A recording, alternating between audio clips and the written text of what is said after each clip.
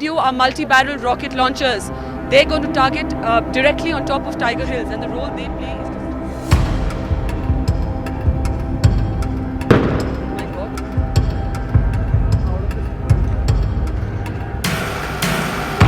ನಾನು 94ಅಲ್ಲಿ 18 ವಯಸ್ಸಲ್ಲಿ ನಾನು ಜಾಯಿನ್ ಮಾಡಿದೆ.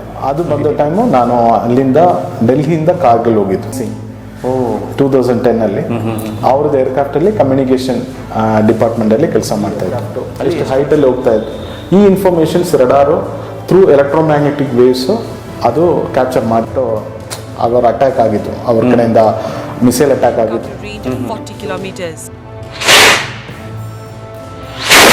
ಸ್ಪೇಸಲ್ಲಿ ಯಾವುದೋ ಮೂವಿಂಗ್ ಆಬ್ಜೆಕ್ಟ್ಸ್ಗೂ ನಾವು ರಡಾರಿಂದ ಇನ್ಫಾರ್ಮೇಷನ್ ಬರುತ್ತೆ. ಕಾರ್ಗಿಲ್ ವಾರ್ ಯಾಕೆ ಬಂದೆ ಅಂದರೆ ಪಾಕಿಸ್ತಾನ ಅವರು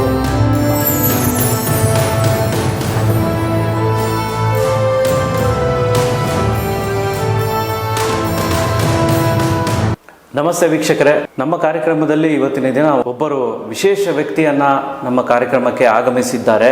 1999 ಮೇ ತಿಂಗಳು, ನಿಮಗೆಲ್ಲರಿಗೂ ಗೊತ್ತಿರುವ ಹಾಗೆ 1999 ಮೇ ತಿಂಗಳಲ್ಲಿ ಕಾರ್ಗಿಲ್ ಯುದ್ಧ ಶುರುವಾದಂತಹ ಸಮಯ.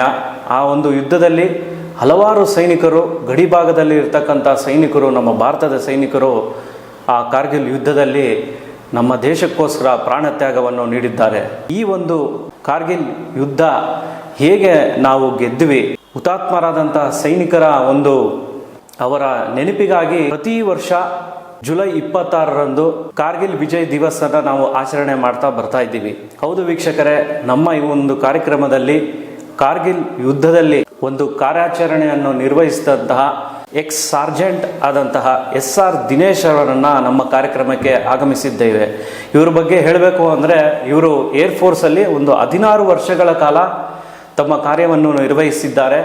ಹಾಗೆ ಈ ಒಂದು ಕಾರ್ಗಿಲ್ ಮಿಷನ್ನಲ್ಲಿ ಅವರ ಒಂದು ಪ್ರಮುಖವಾದಂತಹ ಪಾತ್ರವನ್ನು ನಿರ್ವಹಿಸಿದ್ದಾರೆ ಅಂತ ಹೇಳಿದ್ರೆ ತಪ್ಪಾಗಲಾರದು. ಅವರನ್ನು ನಮ್ಮ ಕಾರ್ಯಕ್ರಮಕ್ಕೆ ಬರಮಾಡಿಕೊಳ್ಳೋಣ. ಎಕ್ಸ್ ಸಾರ್ಜೆಂಟ್ ಆದಂತಹ SR ದಿನೇಶ್ ಅವರನ್ನು ನಮ್ಮ ಕಾರ್ಯಕ್ರಮಕ್ಕೆ ಸ್ವಾಗತಿಸೋಣ. ನಮಸ್ತೆ ಸರ್. ನಮಸ್ತೆ. ಕಾರ್ಯಕ್ರಮಕ್ಕೆ ಸ್ವಾಗತ ಸರ್. ನಿಮ್ಮ ಒಂದು ಕಿರುಪರಿಚಯ ನಮ್ಮ ವೀಕ್ಷಕರಿಗೆ ತಿಳಿಸ್ಬೇಕು. ನನ್ನ ಹೆಸರು ದಿನೇಶ್ ಅಂತ.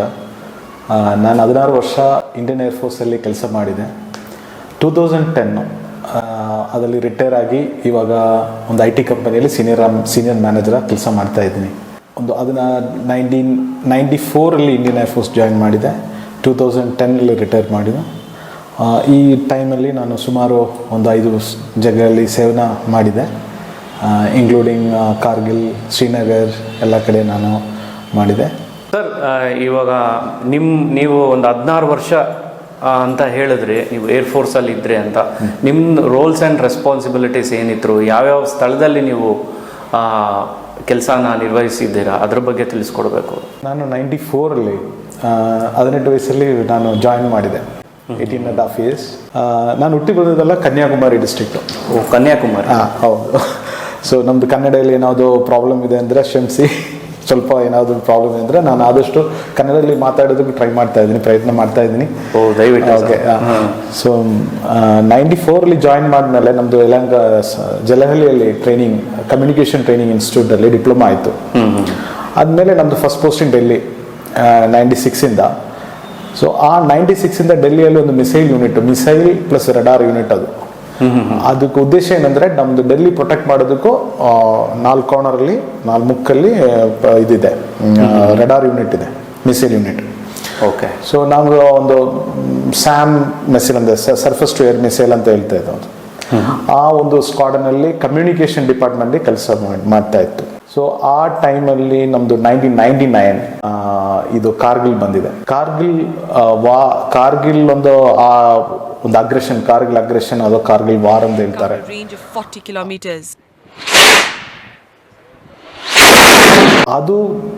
ಅದು ಬಂದ ಟೈಮು ನಾನು ಅಲ್ಲಿಂದ ಡೆಲ್ಲಿಯಿಂದ ಕಾರ್ಗಿಲ್ ಹೋಗಿದ್ದು.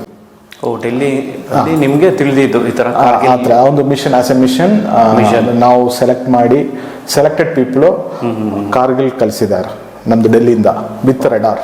ನಮ್ಮದು ಟೋಟಲ್ ಸರ್ವೀಸು 16 years. ನಾನು ಅದರಲ್ಲಿ ಡೆಲ್ಲಿ, ಶ್ರೀನಗರ್, ಕಾರ್ಗಿಲ್, ವಾರಣಾಸಿ ಏರ್ಫೋರ್ಸ್ ಸ್ಟೇಷನ್ ಯಲಹಂಕ, ನಮ್ದು ಯಲಹಂಕ. ರಿಟೈರ್ ಮಾಡೋ ಟೈಮು ನಾನು ಪ್ರೈಮ್ ಮಿನಿಸ್ಟರ್ ಏರ್ಕ್ರಾಫ್ಟಲ್ಲಿ ಕೆಲಸ ಮಾಡ್ತಾ ಇತ್ತು. ಪ್ರೈಮ್ ಮಿನಿಸ್ಟರ್ ಮನಮೋಹನ್ ಸಿಂಗ್ 2010 ಅವ್ರದ್ದು ಏರ್ಕ್ರಾಫ್ಟಲ್ಲಿ ಕಮ್ಯುನಿಕೇಶನ್ ಡಿಪಾರ್ಟ್ಮೆಂಟಲ್ಲಿ ಕೆಲಸ ಮಾಡ್ತಾ ಇತ್ತು. ಅಲ್ಲಿ ಎಷ್ಟು ವರ್ಷ ಇದ್ರಿ? ಅಲ್ಲಿ 1.5 years, ಒಂದೂವರೆ ವರ್ಷ ಅಲ್ಲಿ ಕೆಲಸ ಮಾಡಿತ್ತು. ನಾನು ವಾಲಂಟರಿ ರಿಟೈರ್ಮೆಂಟ್ ತಗೊಂಡೆ ಅಲ್ಲಿಂದ. 16 years ಅಲ್ಲಿ ವಾಲಂಟರಿ ರಿಟೈರ್ಮೆಂಟ್ ತಗೊಂಡು ನಾನು IT ಕಂಪನಿಯಲ್ಲಿ ಜಾಯಿನ್ ಮಾಡಿದ್ದು ಬ್ಯಾಂಗ್ಳೂರಲ್ಲಿ. ಸೊ ಇದೇ ನಮ್ಮದು ಸರ್ವಿಸ್ ಇದು. ಇದರಲ್ಲಿ ಮುಖ್ಯವಾಗಿ ನಮ್ಮದು ಏರ್ಫೋರ್ಸ್ ಸ್ಟೇಷನ್ ಮುಂಚೆ ನಾನು ಸೆಲೆಕ್ಷನ್ ಬೋರ್ಡಲ್ಲಿ ಕೂಡ ಕೆಲಸ ಮಾಡಿದ್ದು. ಏರ್ಫೋರ್ಸ್ ಸೆಲೆಕ್ಷನ್ಸ್ ಬೋರ್ಡ್ ಅದು ವಾರಣಾಸಿಯಲ್ಲಿದೆ. ಅದು ಮೇನ್ ಉದ್ದೇಶ ಪೈಲಟ್ ಸೆಲೆಕ್ಷನ್ ಮಾಡೋದು. ಆಫೀಸರ್ಸ್ ಇಂಡಿಯನ್ ಏರ್ಫೋರ್ಸಲ್ಲಿ, ಆರ್ಮಿಯಲ್ಲಿ, ನೇವಿಯಲ್ಲಿ ಪೈಲಟ್ ಸೆಲೆಕ್ಷನ್ ಮಾಡೋದು ಅಲ್ಲಿಂದ. ಸೊ ಅದರಲ್ಲಿ ನಾನು selection pilot aptitude battery test ಅಂತ ಒಂದು ಟೆಸ್ಟ್ ಇದೆ. ಅದು ತುಂಬ ಇಂಪಾರ್ಟೆಂಟು. ಅದು ಒನ್ಸ್ ಫೇಲ್ ಆಗಂದ್ರೆ ಅದು 100 ತಿರ್ಗಾ ನಮ್ದು ಚಾನ್ಸ್ ಸಿಗಲ್ಲ, ಆಗಲ್ಲ. ಆ ಟೆಸ್ಟ್ ನಾನು ಕಂಡಕ್ಟ್ ಮಾಡ್ತಾ ಇದ್ದಾರೆ, ಫುಲ್ ಕಂಪ್ಯೂಟರೈಸ್ ಟೆಸ್ಟ್. ನಾನು ಅದೇ ನೋಡ್ತಾ ಇತ್ತು ಆ ಟೈಮಲ್ಲಿ. ಸೊ ಅಲ್ಲಿಂದ ನಾನು ಪ್ರೈಮ್ ಮಿನಿಸ್ಟರ್ ಏರ್ಕ್ರಾಫ್ಟಲ್ಲಿ ಪೋಸ್ಟಿಂಗ್ ಬಂದಿದೆ. ಅಲ್ಲಿ 1.5 year 2 years ಆಲ್ಮೋಸ್ಟ್ ಕೆಲಸ ಮಾಡಿಬಿಟ್ಟು ಡಿಸ್ಚಾರ್ಜ್ ತಗೊಂಡು ಬಂದೆ, ವಾಲಂಟರಿ ರಿಟೈರ್ಮೆಂಟ್. ವಾಲಂಟರಿ ರಿಟೈರ್ಮೆಂಟ್ ತಗೊಂಡ್ರಿ. ಓಕೆ. ಅದರ ನಂತರ ಆದರೆ ನೀವು ಹೇಗೆ ಒಂದು ಕಾರ್ಗಿಲ್ ಯುದ್ಧಕ್ಕೆ ನೀವು ಎಂಟರ್ ಆದ್ರಿ? ಸೊ ಅದರ ಒಂದು ಅನುಭವನ ತಿಳಿಸ್ಬೇಕು. ಅದು 1999 ಅದರಲ್ಲಿ ಕಾರ್ಗಿಲ್ ವಾರ್ ಆಯಿತು. ಸೊ 1999 ನಾನು ಆ ಟೈಮಲ್ಲಿ ಡೆಲ್ಲಿ ಪೋಸ್ಟಿಂಗ್. ಡೆಲ್ಲಿಯಲ್ಲಿ ಮಿಸೈಲ್ ಸ್ಕ್ವಾಡನ್ ಅವ್ರ ರಡಾರ್ ಇದೆಲ್ಲ ಒಂದು ಯೂನಿಟ್ ಇದೆ. ಇದಕ್ಕೆ ಏನು ಉದ್ದೇಶ ಅಂದ್ರೆ ನಮ್ದು ಪ್ರೈಮ್ ಮಿನಿಸ್ಟರ್, ಪ್ರೆಸಿಡೆಂಟು, ಇವ್ರದ್ದು ಪಾರ್ಲಿಮೆಂಟು, ಟೋಟಲ್ ಡೆಲ್ಲಿ ಪ್ರೊಟೆಕ್ಟ್ ಮಾಡಬೇಕು. ಅದೇ ನಮ್ದು ಉದ್ದೇಶ. ಡೆಲ್ಲಿ ಔಟ್ಸ್ಕಟ್ಸ್ ಅಲ್ಲಿ ಇರುತ್ತೆ ನಮ್ದು ಸ್ಕ್ವಾಡನ್ ನಾರ್ಮಲಿ. ಸೊ ಆ ಟೈಮಲ್ಲಿ ಒಂದು ಸ್ಪೆಷಲ್ ಮಿಷನ್ ಬಂದು Kargil war, it's on the peak. ನಮ್ದು ಆರ್ಮಿಯವರು ಒಂದು ಸೈಡಿಂದ ಅಟ್ಯಾಕ್ ಮಾಡ್ತಾ ಇತ್ತು, ಏರ್ಫೋರ್ಸ್ ಅಟ್ಯಾಕ್ ಮಾಡ್ತಾ ಇತ್ತು. ಆರ್ಮಿಯವರು ಒಂದು ಪಾಯಿಂಟ್ ಮೇಲೆ ಏರ್ಫೋರ್ಸ್ ಹೆಲ್ಪ್ ಕೇಳಿದ್ದು. ಸೊ ಏರ್ಫೋರ್ಸ್ಗೂ ಆ ಟೈಮಲ್ಲಿ ನಮ್ದು 2 ಏರ್ಕ್ರಾಫ್ಟ್ ಅವ್ರ ಅಟ್ಯಾಕ್ ಆಗಿತ್ತು, ಅವ್ರ ಕಡೆಯಿಂದ ಮಿಸೈಲ್ ಅಟ್ಯಾಕ್ ಆಗಿತ್ತು.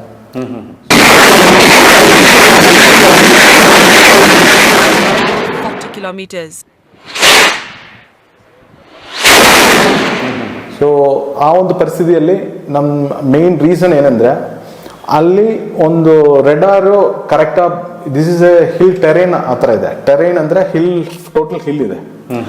ಆ ಥರ ನಮ್ಮದು ಫೈಟರ್ ಕಂಟ್ರೋಲರ್ಗೂ ಪೈಲಟ್ಸು ಆ ಒಂದು ಕಮ್ಯುನಿಕೇಶನ್ ಪ್ರಾಬ್ಲಮ್ ಇತ್ತು.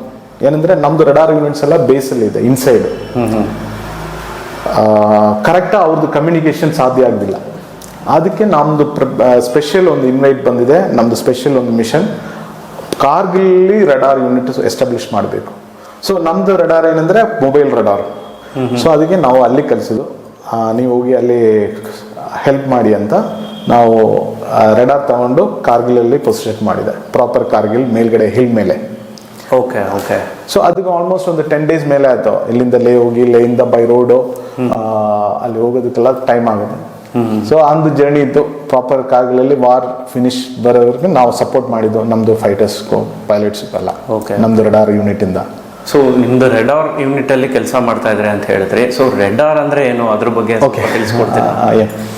ರೆಡಾರ್ ಅಂದ್ರೆ ಅದು ಮೀನಿಂಗ್ ಅಂದ್ರೆ radar radio detection and ranging ಅಂತ. ರೆಡಾರ್ ಅದು ಫುಲ್ ಫಾರ್ಮ್. ನಾವು ಇಲ್ಲಿ ಇಟ್ ಈಸ್ ಕೈಂಡ್ ಆಫ್, ನಾವು ಏರ್ಕ್ರಾಫ್ಟ್ಸ್ ಎಲ್ಲ ನಮ್ದು ಇಲ್ಲಿ ಕೂತ್ಕೊಂಡು ಎಲ್ಲಿಂದ ಎಷ್ಟು ಕಿಲೋಮೀಟರಿಂದ ಒಂದೊಂದು ರೆಡಾರ್ಗೆ ಒಂದೊಂದು ರೇಂಜ್ ಇದೆ. ಈ ಫೈಟರ್ ಕಂಟ್ರೋಲರ್ಸ್ ಏರ್ಕ್ರಾಫ್ಟ್ ಕಂಟ್ರೋಲ್ ಮಾಡೋದಕ್ಕೂ ಅವ್ರದ್ದು ಏನಾದ್ರು ವಿಷುವಲ್ ಮೀಡಿಯಂ ಬೇಕು. ಅವರು ಗೊತ್ತಾ ಇರಬೇಕು ಎಷ್ಟು ಕಿಲೋಮೀಟರಿಂದ ಬರ್ತಾ ಇತ್ತು ಈ ಏರ್ಕ್ರಾಫ್ಟು, ಎಷ್ಟು ಹೈಟಲ್ಲಿ ಹೋಗ್ತಾ ಇತ್ತು. ಈ informations radar through electromagnetic waves ಅದು ಕ್ಯಾಪ್ಚರ್ ಮಾಡಿ ಥ್ರೂ ಸಿಂಥಸಿಸ್ ಮಾಡಿ ಪ್ರಾಸೆಸ್ ಮಾಡಿಕೊಂಡು ಕಂಟ್ರೋಲರ್ಸ್ಗೂ ಬರುತ್ತೆ. It's a machine, it's a equipment used for dictating, knowing the location of a particular foreign objects in the space. Space ಅಲ್ಲಿ ಯಾವುದೋ ಮೂವಿಂಗ್ ಆಬ್ಜೆಕ್ಟ್ಸ್ಗೂ ನಾವು ರೆಡಾರ್ ಇಂದ ಇನ್ಫಾರ್ಮೇಶನ್ ಬರುತ್ತೆ. ಸೊ ಒನ್ಸ್ ಇನ್ಫಾರ್ಮೇಶನ್ ಬಂದ್ಮೇಲೆ ಫೈಟರ್ ಕಂಟ್ರೋಲ್ಗೂ ಕಮ್ಯುನಿಕೇಟ್ ಮಾಡಬೇಕು ಅವ್ರದ್ದು ಫೈಟರ್ ಪೈಲಟ್ಸ್. ಅವ್ರದ್ದಿಬ್ಬರು ಕಮ್ಯುನಿಕೇಶನ್ ನಾನು ನೋಡ್ತಾ ಇತ್ತು. Also ground communication. There is no communication at that time. Means in the case of mobile or any other thing. ಹೌದು ಬಹಳ ಕಷ್ಟ ಇತ್ತು ಆ ಟೈಮಲ್ಲಿ. ಸೊ ಈ ಒಂದು ಕಮ್ಯುನಿಕೇಶನ್ ರೇಡಿಯೋ ಫ್ರೀಕ್ವೆನ್ಸಿ ಅಂತ ಎಲೆಕ್ಟ್ರೋಮ್ಯಾಗ್ನೆಟಿಕ್ ವೇವ್ಸ್ ಈ ಫ್ರೀಕ್ವೆನ್ಸಿಯಿಂದ ನಮ್ದು ಕಮ್ಯುನಿಕೇಶನ್ ಮಾಡಬೇಕು, ಅದಕ್ಕೆ ಎಕ್ವಿಪ್ಮೆಂಟ್ಸ್ ಮೇಂಟೈನ್ ಮಾಡೋದು ನಮ್ದು ಜವಾಬ್ದಾರಿ. ನಾನು ಅದು ಇನ್ಚಾರ್ಜ್ ಆಯ್ತು, ಕಮ್ಯುನಿಕೇಶನ್ ಇನ್ಚಾರ್ಜ್. ಕಾರ್ಗಿಲ್ ಅಂದ ತಕ್ಷಣನೇ ನಮಗೆ ನೆನಪಾಗೋದು ನಮ್ಮ ಭಾರತದ ಸೈನಿಕರು ಎಷ್ಟೋ ಜನ ನಮ್ಮ ದೇಶಕ್ಕೋಸ್ಕರ ಪ್ರಾಣತ್ಯಾಗನ ಮಾಡಿದ್ದಾರೆ. ಸೊ ನಮಗೆ ನಾವು ಮೀಡಿಯಾದಲ್ಲಿ ನೋಡಿರೋದೇನೋ ಎಷ್ಟು ಜನ ಸತ್ರು, ಎಷ್ಟು ಜನ ಇಂಜೂರ್ಡ್ ಆದರು. ಸೊ ಇದ್ರ ಬಗ್ಗೆ ಗೆದ್ವಿ, ಅದ್ರ ಬಗ್ಗೆ ನಮಗೆ ಗೊತ್ತು. ಇದ್ರ ಹಿನ್ನೆಲೆ ಭಾಳ ಒಂದು ಶ್ರಮ ಇರುತ್ತೆ. ಸೊ ಆರ್ಮಿ ಆಗಿರ್ಬೋದು, ಏರ್ಫೋರ್ಸ್ ಆಗಿರ್ಬೋದು, ನೇವಿ ಆಗಿರ್ಬೋದು. ಸೊ ಇದರಿಂದ ಅಂದರೆ ಹೇಗೆ ಈ ಕಾರ್ಗಿಲ್ ಯುದ್ಧ ಹೇಗೆ ಶುರುವಾಯಿತು, ಸೊ ಯಾವ ಥರ ಒಂದು ಕಾರ್ಯಾಚರಣೆ ನಡೀತು ನಮ್ಮ ಭಾರತದ ಸೈನಿಕರಿಂದ, ಸೊ ಅದ್ರ ಬಗ್ಗೆ ತಿಳಿಸ್ಕೊಡ್ತೀವಿ. ಓಕೆ, ಸ್ವಲ್ಪ ಒಂದು ಬ್ಯಾಕ್ ಗ್ರೌಂಡ್ ಗೊತ್ತಿರಬೇಕು. ಸುಮಾರು ಜನಗಳಿಗೂ ಕಾರ್ಗಿಲ್ ವಾರ್ ಯಾಕೆ ಬಂದಿದೆ ಅಂದ್ರೆ ಒಂದು ಇನ್ಫಾರ್ಮೇಶನ್ ಇಲ್ಲ. Maybe it is happen on to 1999. So almost 20 years ಮೇಲ್ಗಡೆ ಆಯ್ತು. ಹೌದು.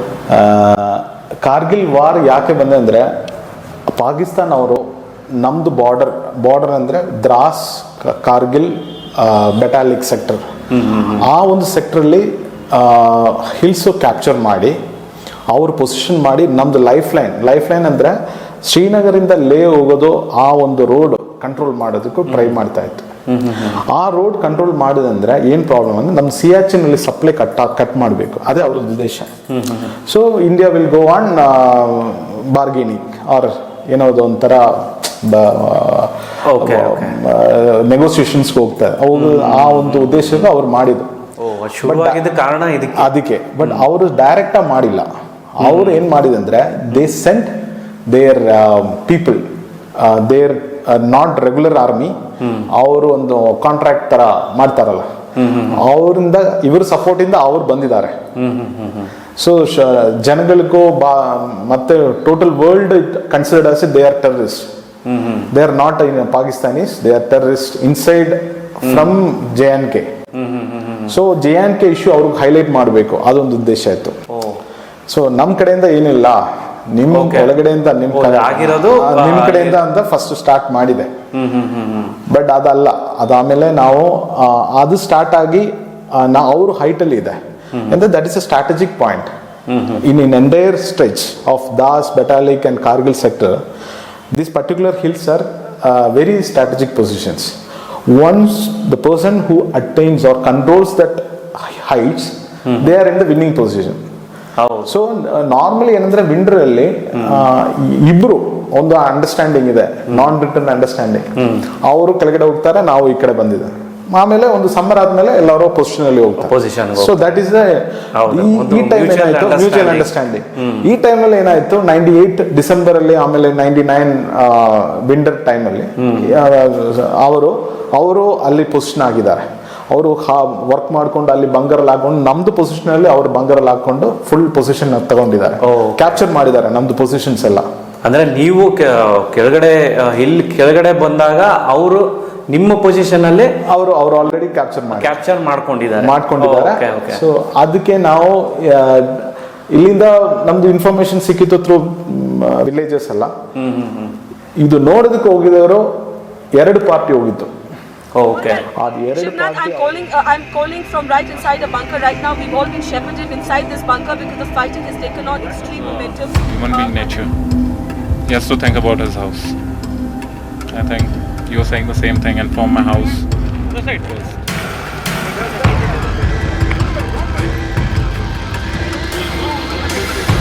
Yeah, okay.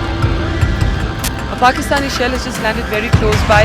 It's set an oil tanker on fire and one army jawan has died. Everywhere else, the war rages on.